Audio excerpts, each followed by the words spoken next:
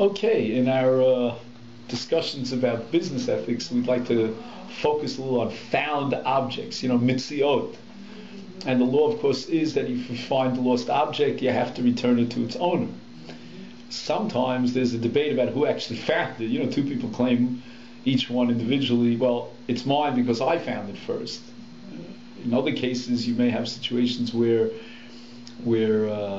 like we'll see in the second case, which is in the middle of your second page, is that there was one person who actually found it, but he found it in a place that was designated for someone else, which is called a chatzar. So let's try to see if we can cover two cases. I don't know if we'll get to both, but we'll give it a shot. So the first case is a case about a lost object that was underground, and it was discovered actually by a dog. And the dog smelled it, but someone else found it. In other words, the dog was owned by, let's call him Mr. X, but Mr. Y did the digging, and he actually uncovered it, and he claims it for his own. The first guy who owns the dog says, well, how can you take it away from my dog?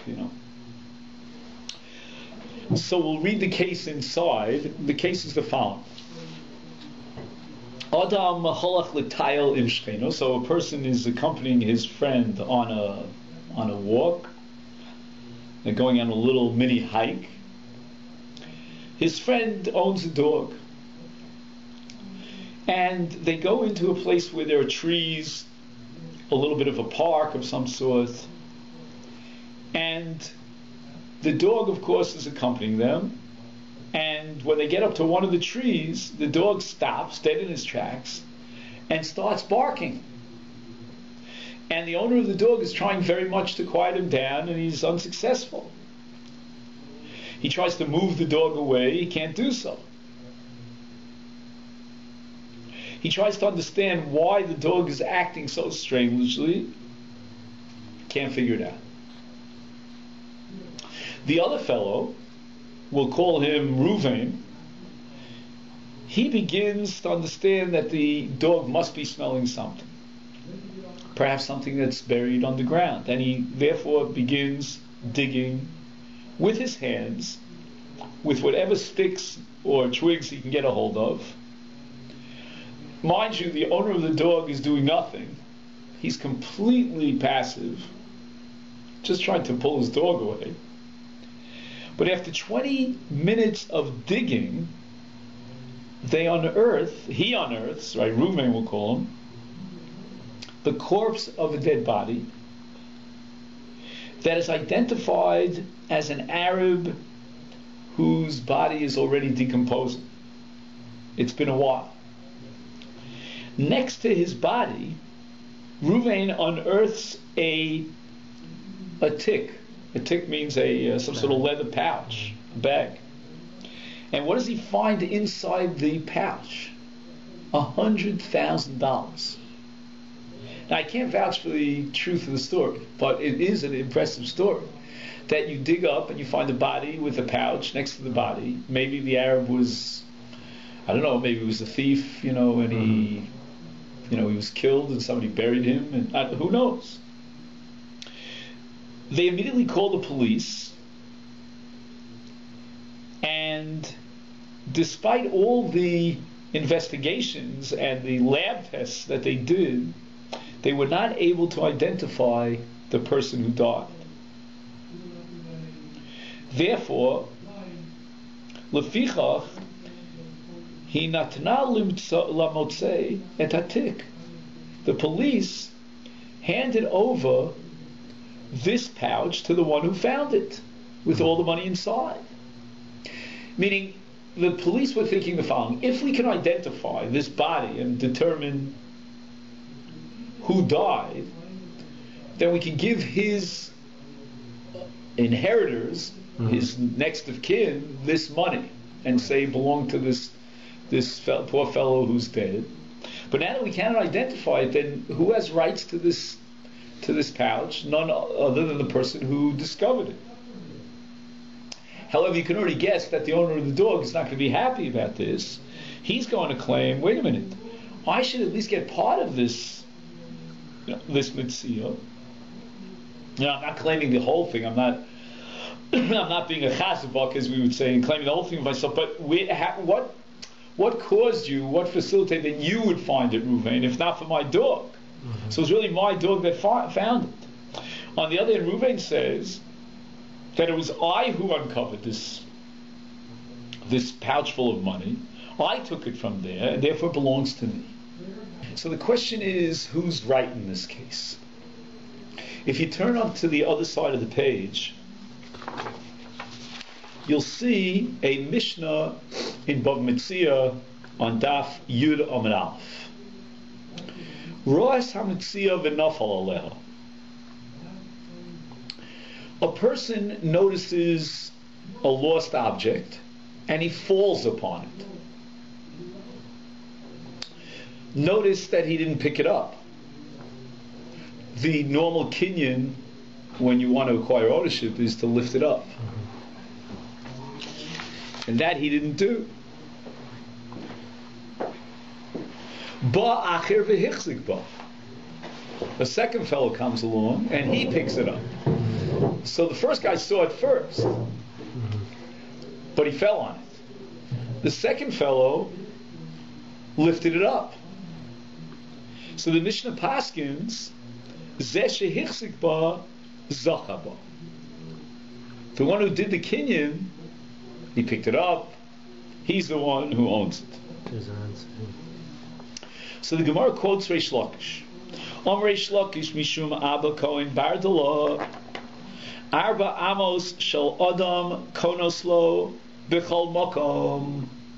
The Chazal made a takana that wherever a person goes in the public domain, he has a radius of 4 amos that surround him, and any lost object that falls within those 4 amos are automatically his. My time at Tekinu Rabbanon. What was the reason that motivated the Chacham to make such a takana? So the people shouldn't come to fight. So it's first come, first serve. I got there first, and therefore you can't jump on it and take it away from me. You know it's mine because Dalet Amos Shel Adam Konos. Omar Abaye Mosiv Reb Chia bar Yosef Peah. So Reb Chia bar Rav Yosef asked the question from Peah, and Rava asked the question from Nezikin. So let's look at the second question. That's more important to us. The second question is from our Mishnah. Our Mishnah says that the first fellow saw the mitzvah, he saw the lost object, and he fell on it. The second guy came along next, and he picked it up. We give it to the second guy. Why can't the first guy, we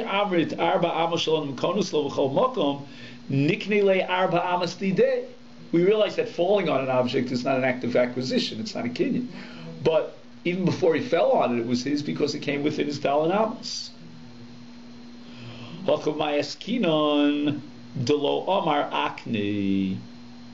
He didn't make some sort of declaration to indicate that he's interested in making a kinyan. So the Gemara says, I don't understand. Itikun Rabbana and Kilo Amar Mai Havi. So what? Once the Rabbana made a takana that your radius of 4 amos is kona for you, then you don't have to make a declaration.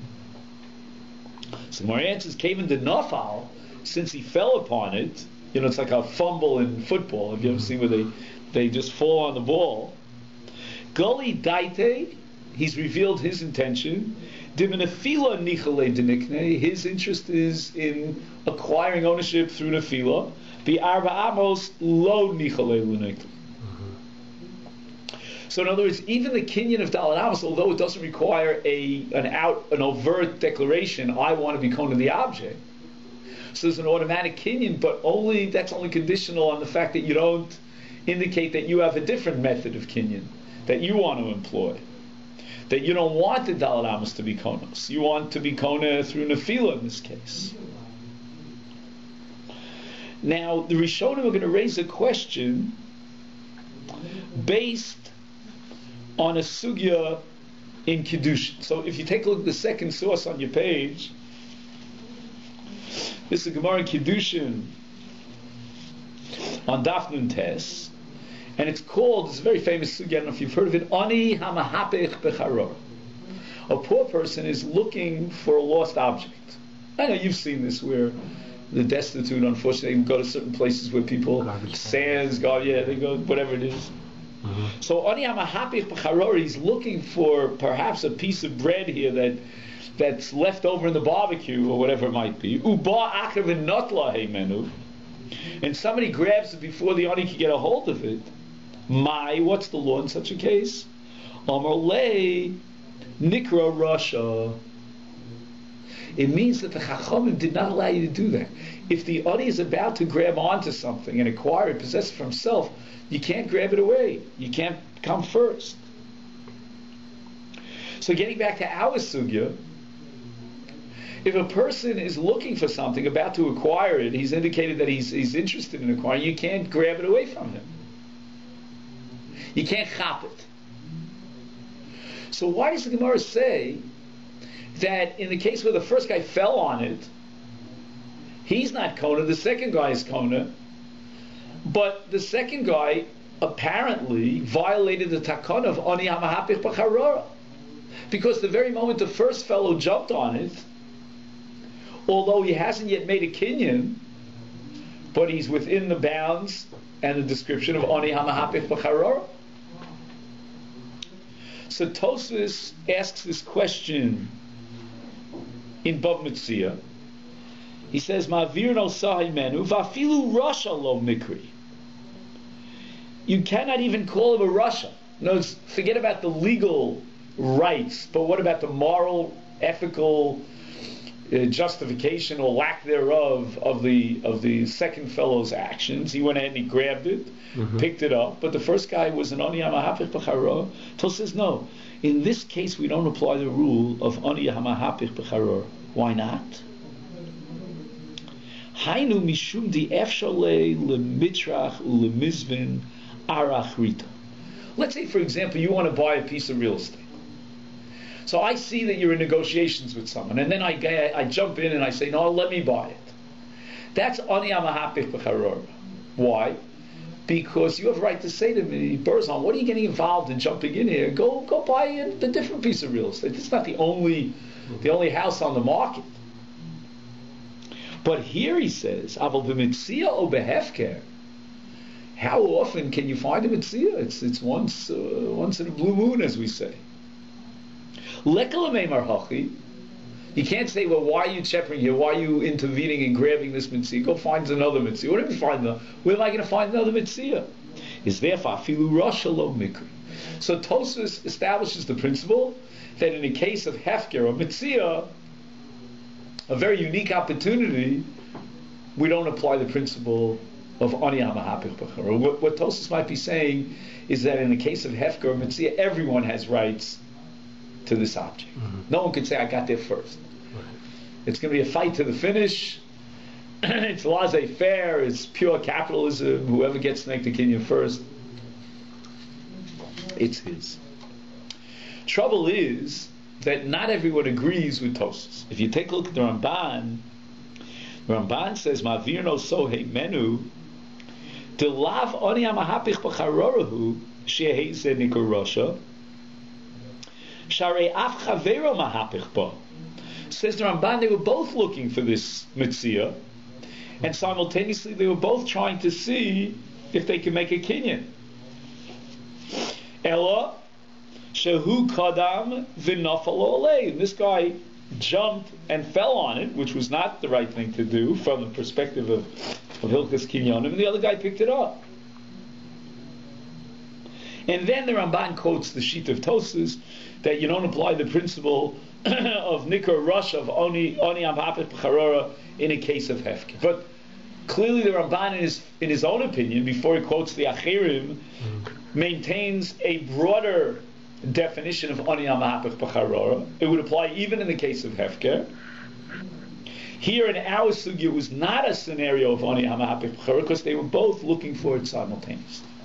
If you take a look in Rashi and Kiddushin, which is the second paragraph on your page, Ani Hamahapech B'Charora, Rashi says, Machazer achreo lizkos bo min hahefker.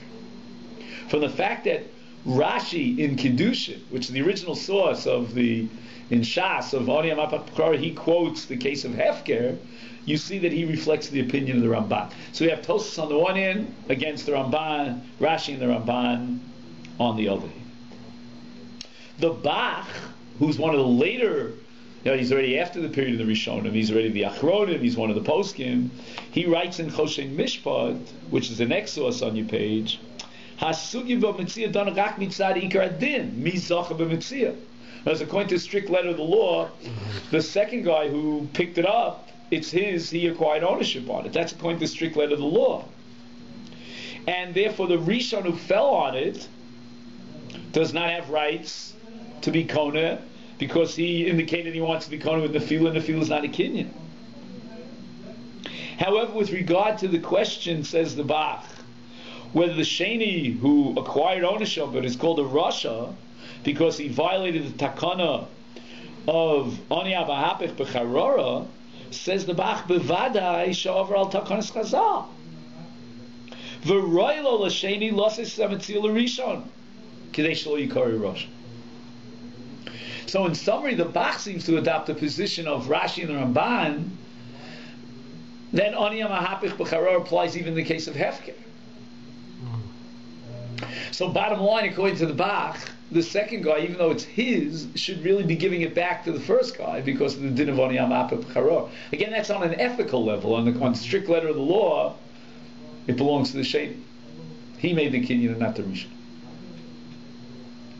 So let's see how we can apply all the above to our case. We started with a dog that was smelling something buried underground. Is that a Kinyan? Can the owner of the dog claim it's mine because my dog smelled it out? The one thing I noticed about that case is what he smelled was not actually the dispute over what they fought over, because he probably smelled the body itself. Right, for sure. And what they're disputing is the money found next to the body. Excellent. Okay. So Josh, hold on to that for just 1 minute. Yeah. But first I want to, before I get to that point, which is an excellent point, I want to ask the following question. Do you see a similarity, a sort of parallelism between the Mishnah Bava Metzia that we did in our case, whereby in the Mishnah Bava Metzia one person failed to make a Kinyan, the second one made the Kinyan, and therefore we're going to award ownership to the second fellow because he made the Kinyan, not to the first. Here too, the owner of the dog did not make any Kinyan. He didn't pick it up. He didn't even dig. So the one who dug it up and he picked it up, he acquired ownership of it. So it would seem beyond a question of a doubt, and it's open and shut case, that the finder who picked up the satchel with the money inside of it has acquired ownership on it. My only doubt here is about the halach of Ani Amahapeh B'charora. In other words, could it be that once the dog smells this out, then the owner of the dog has a status of Ani Amahapeh B'charora? But wait a minute, who owns this tick, first of all? Is it owned by anyone? And are we looking to buy it from someone? It's ownerless, right? Yeah. It's hefker. So if it's hefker, then Tosa says, Kol HaKodim Zacha, let's fight it out. We both want it. Whoever gets it and makes the acquisition, it's his. So therefore, according to Tosas, it's absolutely crystal clear that not only would the finder who picked up this satchel after digging it up from the ground owns it legally, but even moreover, he's morally, ethically clean as a whistle. He hasn't violated even the halach of Ani Amahapeh B'charora, because we're talking about hefker. But here we get into an issue, because what about Rashi and the Ramban? They maintain that even in the case of hefker, we apply the principle of Takanas Chazal of Ani Amahapeh B'charora. So therefore, on a level of Takanas Chazal, would we say to the finder, you have to give it, or at least part of it, to the owner of the dog because he was the one who smelled it first? Not he himself, but his dog. He wasn't looking for it, though. Correct. Excellent. Right. Josh, you could have said the whole shit. He's not looking for it. Right. In fact, even when the dog is smelling it, all he wants to do is get the dog out of there.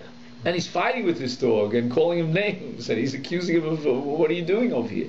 So you can talk about Ani Amahapeh B'charora if somebody is actually seeking out the object and trying to acquire ownership on it, so if he got there first, you may even in the case of Hefker have to let him go. But in this case where the owner of the dog made no effort whatsoever to look for the object, he didn't follow the cue of the dog one iota, then I think we'd have to say that even the halacha of ani ha'mahapach b'charara doesn't apply over here.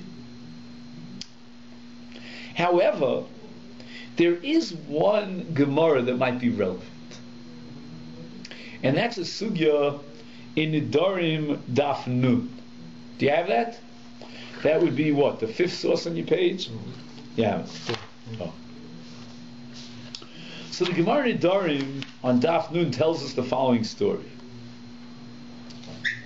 Let's read it inside. Rav Gamda Yahiv Dalid Zuze Lisfone.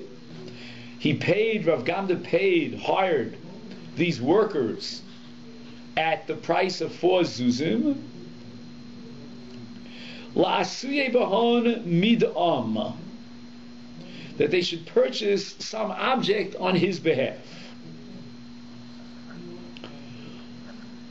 Lo ashkechu, they couldn't find it. They went out to the market, but they couldn't find it. Asuyele bahon kupa, instead they bought him a monkey. That's an interesting purchase.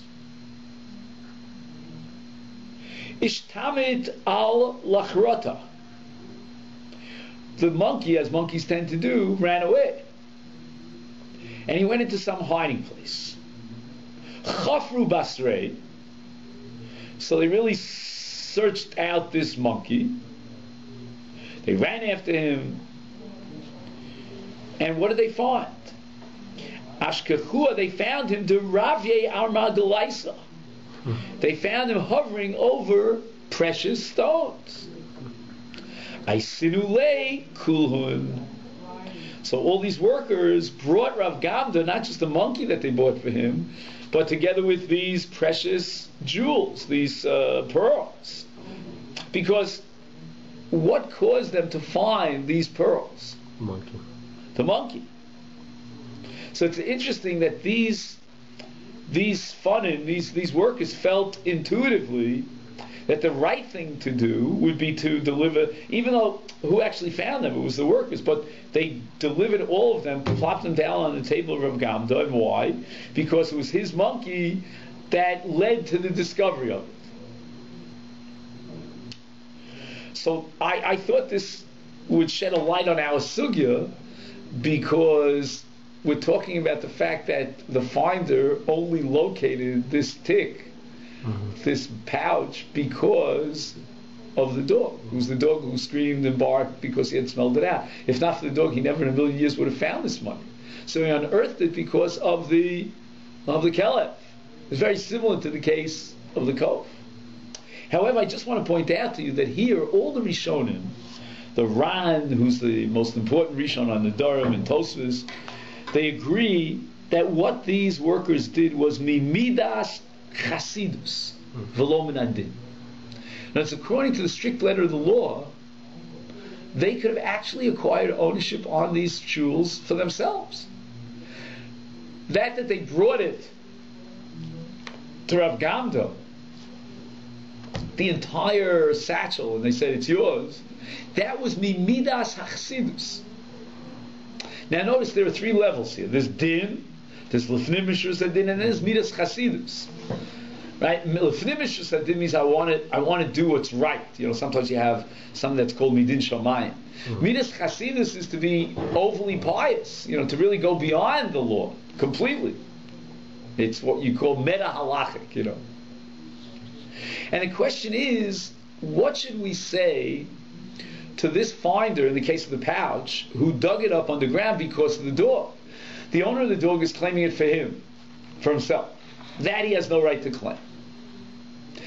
Nor would he have a right to say, Ani amahapech b'charara, because he did nothing, he didn't lift a finger to indicate that he was digging. Besides which, according to Tosfos, there's no Ani amahapech b'charara in Hefker.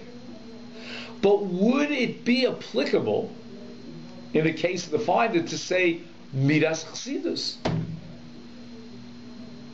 These workers legally had rights to the jewels that they found, but because the find was set up, was caused by someone's animal in this case, they gave the coins, the jewels to the owner of the animal.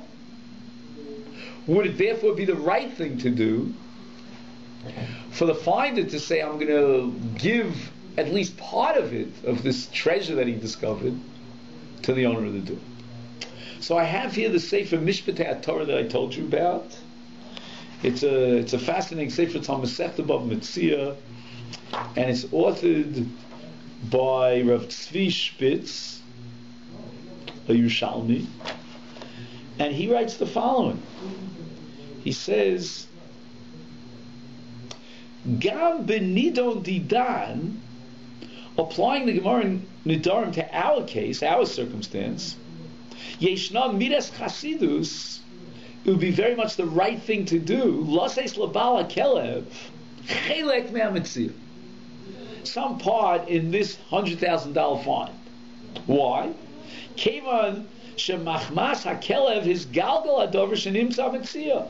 If not for the kelev, he never would have found this mitzvah. So the dog was set up a chain of actions, a cause and effect that led ultimately to this great find. Now you might say, well, wait a minute, if you're using the Gemara Nidarim as a paradigm for me to see this, Safanim Nasler of Gamda as Kol Amar Golios Shenit Matzu, are we expecting therefore that the one who finds the pouch should give over to the owner of the dog every last cent, like the Gemara in Nidarim? Omnam, he says, Me'achar l'maisare kol dollar sheyitein amotzi l'bal hakelev yesh bo midas chsidus me'ikar dinu potem milasis lo me'uma afilu lo b'lifnim b'shurus adin is me'achar the midas chsidus hein a dargo gavoa b'avodas Hashem yisbarach sherov b'nei adam rechokim imenu l'fichach.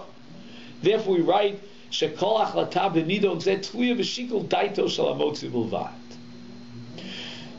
It lends itself, it's given over to the decision, the intuitive feeling of the finder. Any amount that he decides to share with the owner of the dog,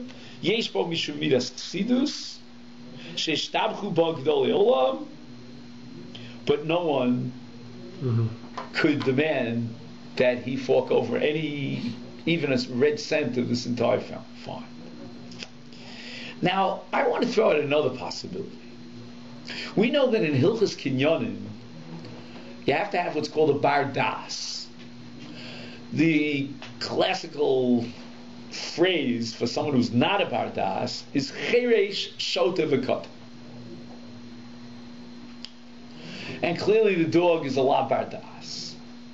But what happens if a cheresh shota v'kotan finds something?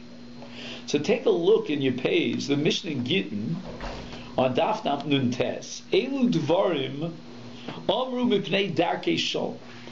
The Mishnah enumerates an entire list of takonos, institutions that were made in order to guarantee the peace, to keep harmony amongst people. So, for example, when it comes to aliyos, we don't want an anarchy where everybody's going to fight for the first aliyah, the second aliyah. So we give the Kohen to breed first, we give the Levi afters, Ben Yisrael. This takana is meant to ensure darkei shalom. And there are many others. Mitzias cherei shota v'katan, if an object, a lost object, that's ownerless, is found by a cherei shota v'katan, technically can they make a kinyan? No. Can they possess it, acquire it? No, the lavar das. Nevertheless, the Mishnah says, yesh ba mishum gezel. The Rabbanan instituted a quasi-ownership such that if you grab it away from the Cher Shot V'Katan, at least on a Drabbana level, you violate the Yisur Gzela, Mishum Darkei Shalom. Rabbi Yossi Omer Gezel Gomel. Rabbi Yossi said that the nature of this Yisur Gzela is not just Darkei Shalom, but the Rabbanan gave them ownership such that at least for the Rabbanan it's real Gezel. So I'm wondering if the status of a Kelev, insofar as an animal doesn't have das, we try to be kind to animals, but they don't have das. Would there be a takonia that the owner of the animal claims that Mishum Darkei Shalom, you can't grab it away? The animal has rights. Again, it's not exactly similar to Cheresh Shel V'Katan. Why not? Because it's an animal. I mean, it's... Well, first of all, what Josh was saying before, the owner of the animal didn't even lift a finger to try to get. At least the Cheresh Shel V'Katan would take it. Yeah. And not only that, what did the animal smell out? As you said before, not the money. Money doesn't have a smell, but rather what? The body. The body. So I don't even know if you could apply the principle of Darkei Shalom, even if you'll expand it to include someone's animal. In this case, to the money, because really the whole discussion is about, the whole role, I should say, that the animal's playing here. What attracts the animal is the smell of the body. But I would ask a different question. What would you say about the following? If an animal picks up something, let's say an animal finds some food, are you allowed to grab that food out of the mouth of the animal? That's called Tsar Bali Chaim. And halacha recognizes that we're not allowed to cause suffering to an animal. But I want to make 2 points here. First of all, this animal has nothing in its mouth. In fact, the owner of the animal is trying to pull the dog away. Secondly, even if the animal had something in its mouth, Tsar Bali Chaim is only prohibited if you do it for naught, in vain. If you have what's called a toeles, if you're doing something, like for example, people ask about scientific experiments and then you use animals and rabbits and rats or whatever you use. What about Tsar Bali Chaim? The answer is that halachically there's no Tsar Bali Chaim when it's l'toeles. So even if the animal would have had this pouch in its mouth, and it's uncomfortable or sad, it'll cause the animal some sort of tension or anguish when you grab it out of its mouth, I still think that this would not be a case of Tsar Bali Chaim. All right. Now I want to raise with you a second question. And you may see that there towards the bottom of the page. And the case is that a person goes into a clothing or a men's suits store, goes into the changing room with a suit, and he's trying on the suit, and lo and behold, he finds $300 in the pocket of the suit.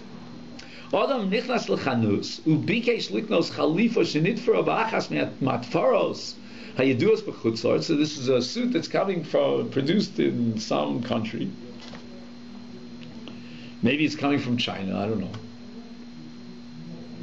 I recently bought a suit in Israel that was made in Egypt. Wow. And the time before that, in the very same store, I bought a suit that was made in Turkey. It's interesting.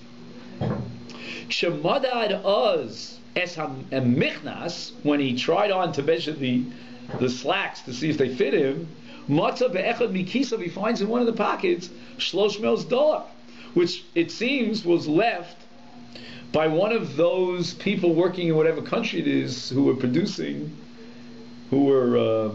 what's the word? Not weaving, but sewing. I don't know, sewing the suit. Mm-hmm.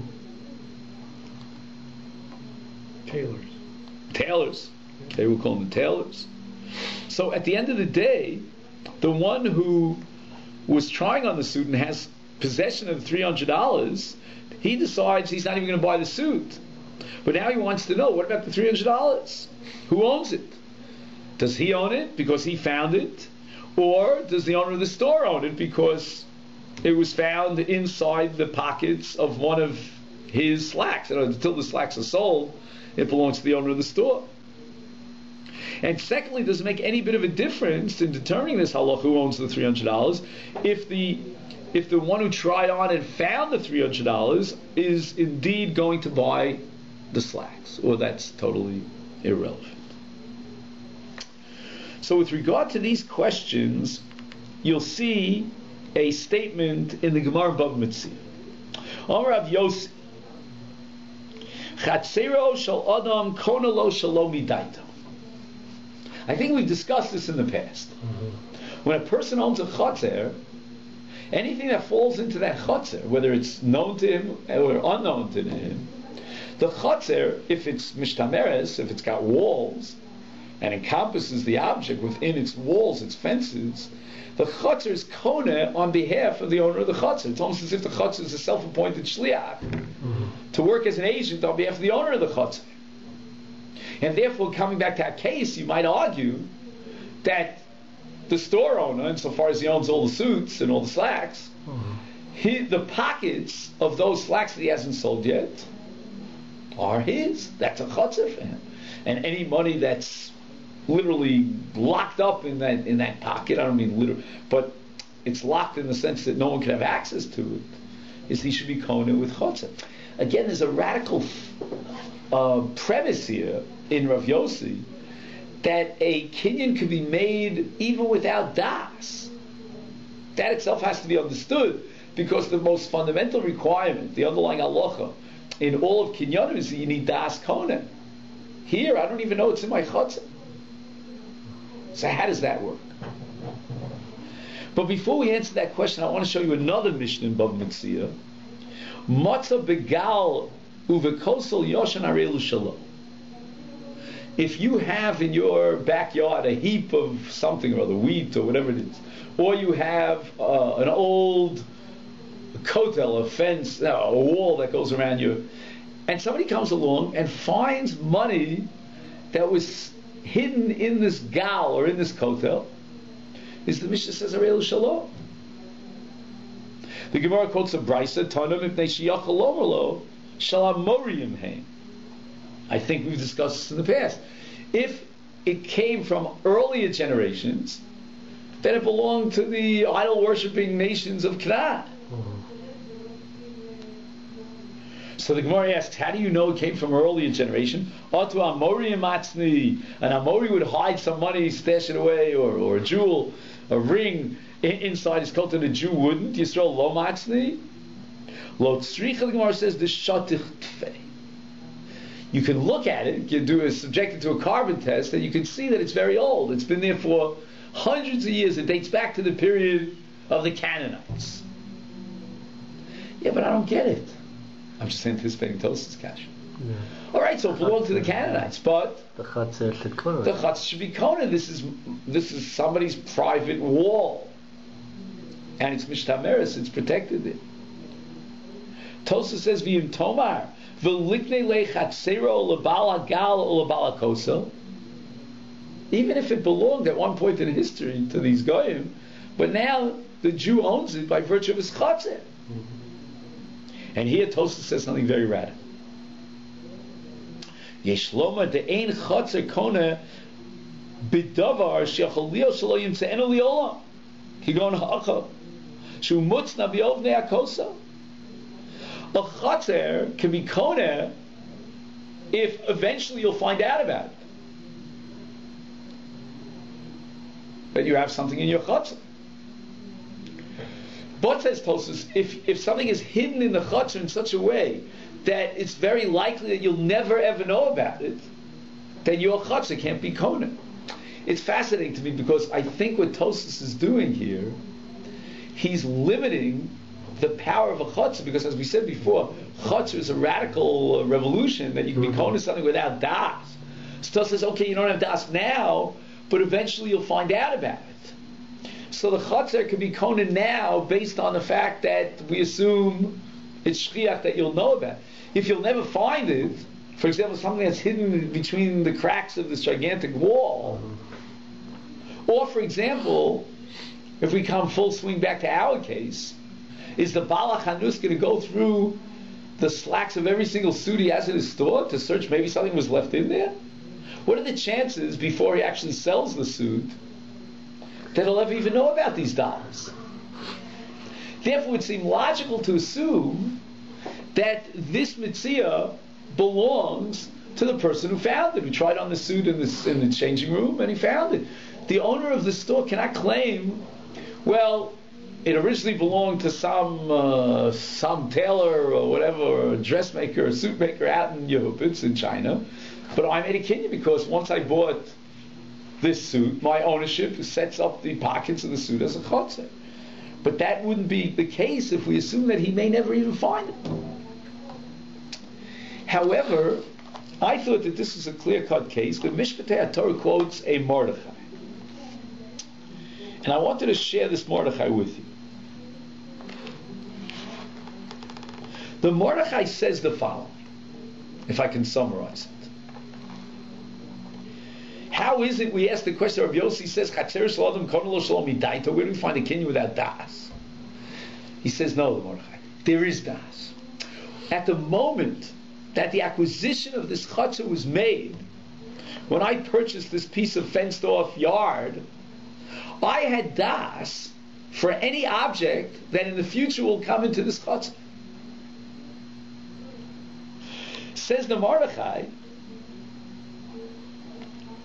this only applies for something that will come in. And it's almost, how shall I say, predictable, or if not predictable, it's likely, but if it's completely lo shchiach, then he never had das, that when he made the kinyan, to be kohen as something that he doesn't expect in a million years will be there, fall into his chutzah.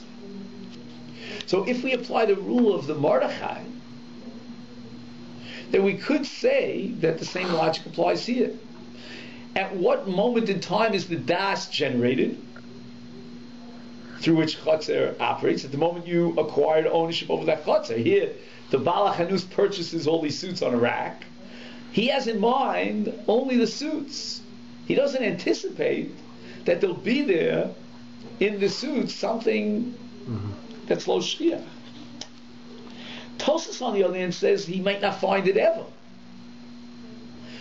You know, I'm a little bit confused. I certainly agree that according to the Mordechai, it's lo shchiach that there's going to be $300 in the pocket of a brand new suit. And therefore the kinyan chotzer that was initially made with das of the kohen, meaning in this case the owner of the store, would not include something in the pockets of the suit.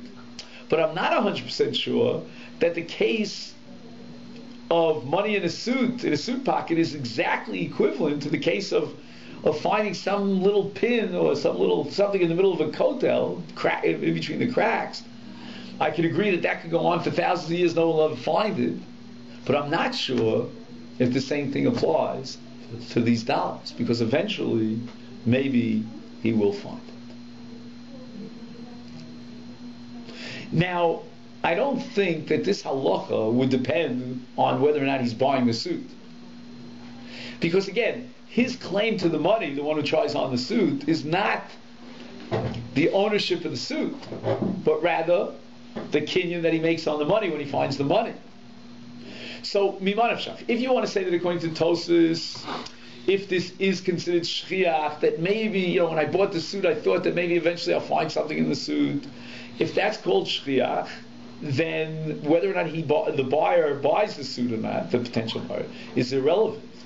It belongs to the Baal Chanus. If on the other hand I go with the Mordechai's approach, that Chatzero shel Adam kono lo midaito means that what? That just one second, let me just go over this one more time. So again, according to Tosfos, what does Tosfos answer? That since he'll never find it, the chutzah can't work on his behalf. According to the Mordechai, he had das to be koned when he purchased it. I think I said it wrong before. So according to the Mordechai, something that could be there, and it's likely that it'll be there, he had das for. Here, so again, even though he doesn't make a kinyan, he doesn't decide to buy the suit, I think he has rights, according to the Mordechai, to own the money that he found. According to Tosfos, again, we vacillated back and forth, is it something that it's shaykh that he'll find later on, or do we assume that he'll never actually find? And if he buys it, then it's his? Absolutely not. If we go with Tosfos, and we assume that this is something that it's shaykh, that eventually the Baal HaChanus will find. Right. All those assumptions are questionable. Are very iffy, because we may pass like the Mordechai. But if you pass like Tosfos, and Chatzer Shalom Karol Shalomi Daito, where's the Shalomi Daito operate only if the Chatzer is holding on to something on behalf of the Bailam in such a way that it'll eventually find it? Right. That's number one. Number two, maybe you'll eventually find the monies in the pockets. That's questionable. then I would say that even if the one who tried on the suit and actually found the money decides to buy it, it doesn't matter. The chotzer, before he bought it, was kona on behalf of the Baal Chanus. Halacha l'maisa, I would assume that the finder can keep it. Either because we paskin like the Mordechai, which means that Chatzer Shalom and Kona Vidaita only if it's Shachiach, something that I can anticipate. Who would anticipate money to be found there? And even in Tim Saloma, I feel in Tim Saloma Kitosis, that we pass like Tosis, that the Das here is supplied because the Chutz is operating on his behalf. I doubt if you could argue logically that this find is Shchiach. Notice, what are the statistical probabilities that the owner of the store will ever actually discover the money? Okay, then we'll